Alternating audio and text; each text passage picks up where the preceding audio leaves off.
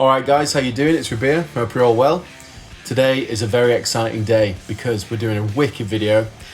This is a Fender t-shirt, and the reason I'm wearing it is because we're going to be talking about Fender guitars, and specifically Fender Strats. As some of you may have seen on Facebook and my Instagram, I have just acquired a new Fender Strat and it's amazing.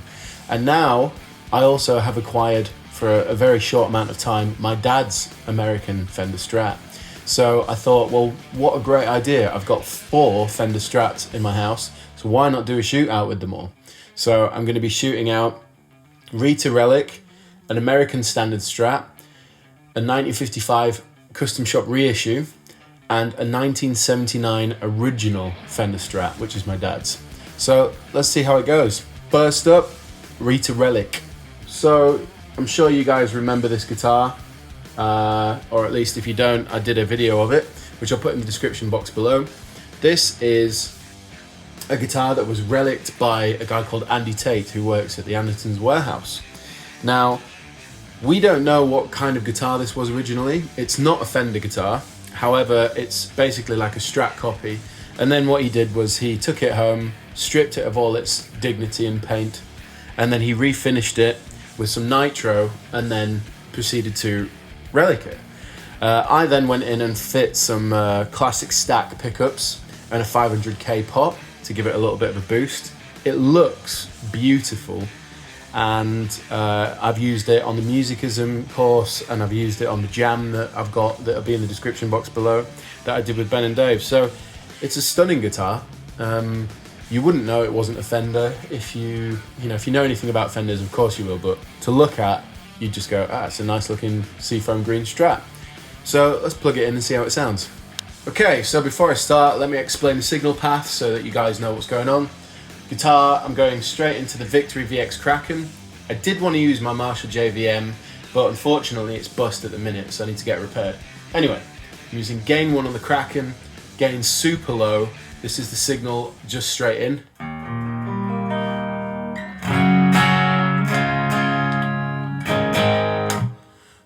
So we're talking pretty low gain to not really much at all.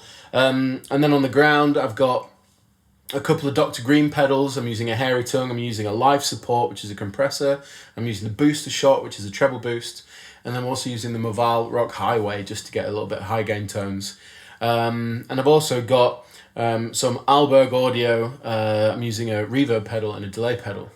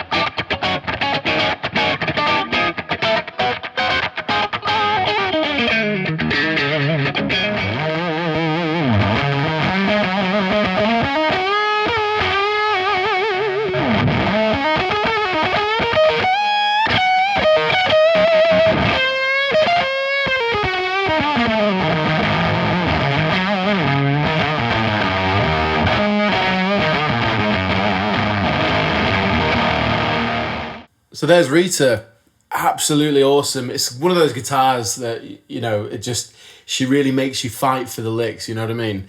But I'll tell you what, it's got a serious amount of soul in it, considering that it's, who knows what kind of guitar it was originally, but either way, it just feels like a Strat, sounds like a Strat, plays like a Strat, so it's a Strat. Anyway, there's Rita. Next up, we have my American Standard Strat. This is a 3-tone burst, American Standard, built in Corona, California. And I got this from Minnesota at Riff City Guitar at the beginning of 2015. I always wanted American Strat, and this was my first one, and it's a beauty guitar. It's got the sort of vintage style saddles on it. It's a maple board. It's got the Fat 50s pickups in it. And it's just a lovely guitar. It looks great. It's really nice to play. Anyway, let's see how it sounds.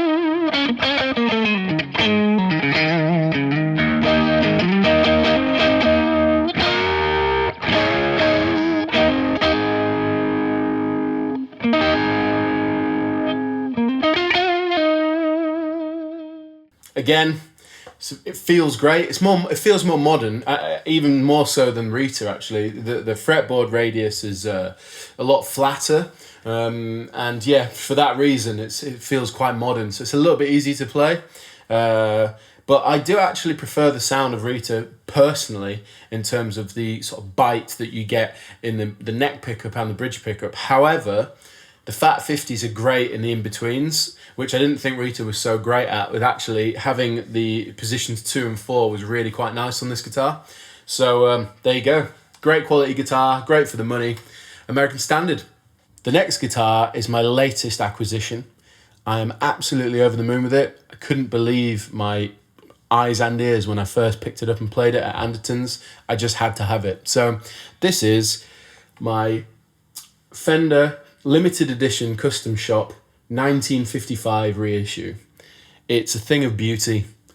It's sort of mid to heavy Relic that they've done at the Fender Customshop. It's a two-tone burst, maple neck, and it's basically a 1955 reissue. So every guitar from the 55 year Fender, this is modelled on it, and they bring one out every year. So this is from 2015. There's a new one out for 2016, and I'll tell you what, it's a serious guitar, beautiful thing. It plays amazing. All the parts are sort of made to be like the original 50s Strats. It's got the biggest neck I've ever seen on a guitar. Like, I don't think you can tell from the camera, but it's seriously chunky. And it just feels great to play. It's all relics and olds, the neck's all unfinished. I wish I could relic it from new myself, from playing it so much, but to be honest, I just liked the way it played and sounded so much that I wasn't bothered that it was already relicked. And to be honest, because it's a nitro lacquer, this is just going to get more and more battered. The more I play it, the more I gig it. So yeah, let's see how this sounds.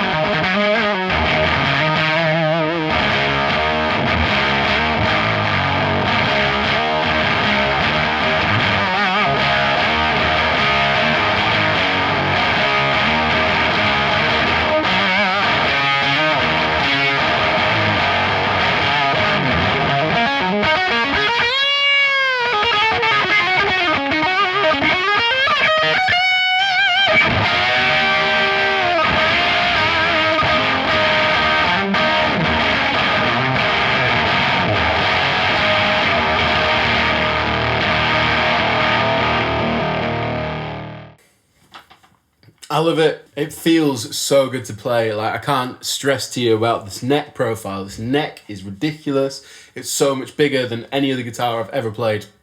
If you have a chance to try out the 55 Reissue or the 56, I think the 56 is the same profile, but either way, that is a serious chod of wood and it feels really, really good. So massive thumbs up. I'm very happy with the guitar. Last, and by no means least, is my dad's 1979 original Fender Strat. Now, again, this is an original Fender from 1979, built in the US. I remember this guitar when I was for as long as I can remember. It was one of the first ones that I picked up and started strumming on. And it's the first one that I came back to when I started actually playing guitar when I was about 15.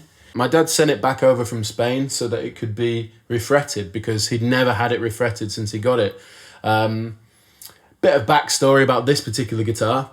My dad had a black and white 1969 American Strat, and he was flying to do some gigs on tour with his brothers. And as he got off the plane, he got his guitar. Luggage had fallen on the case, broken the case, and caved in all the scratch plate. So he thought it was just ruined. So he took it to the local guitar shop, and the guys there obviously knew it was a 69 Strat, so they knew it would be worth a ton. And they just said, tell you what, we'll give you a brand new guitar. This one, we can't repair it, so we'll just give you a new one, and, you know, don't worry about it. And my dad, being young and naive at the time, was like, all right, free guitar, why not? So he gave them his black and white 1969 American Strat, and then got this. And this is the 79. So I guess in one way you could say, you know, it was a bit of he lost out a little bit, but at the same time, being in 2016, an original 1979 Strat is still a vintage guitar, and it's a very nice one. All these wear marks are completely 100% authentic from my dad playing it for years. We had it refretted at Anderton's by Gavin, and he's used Fender, the exact same Fender fret wire. It's super thin frets. What else is there to say about it, really? It's got the 3-bolt micro tilt adjustment on the back, rosewood board. All the electronics are authentic and original, except for the pickup switch that had to be replaced. But yeah, this thing is a beauty. And again, the neck profile is completely different to all the other guitars because I think they got experimental in the 70s. But yeah, it's a great guitar and it's got a lot of soul in it. So let's see how it sounds.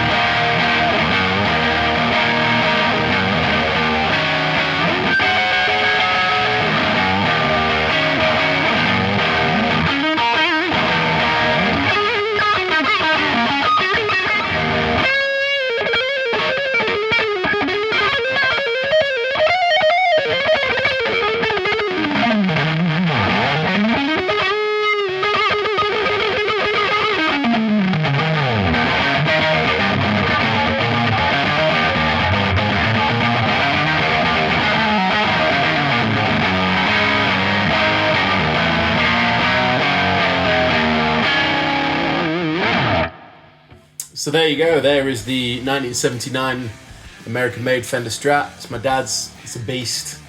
Genuinely, probably more fun to play than the others. And that's probably due to the fact that it's been gigged and used for like the last 30 years. And I don't know, like, if what you guys think out there, but what I think is like when there's been a lot of energy put into a guitar through gigging and good vibes and good music, it kind of stays in the guitar.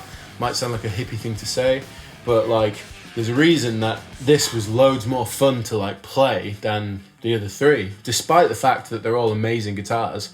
Just the energy that's in this one just feels fantastic. And you know, sadly I've got to give it back to my dad soon, so I'm making the most of it, but one day hopefully you know, I'll get this guitar.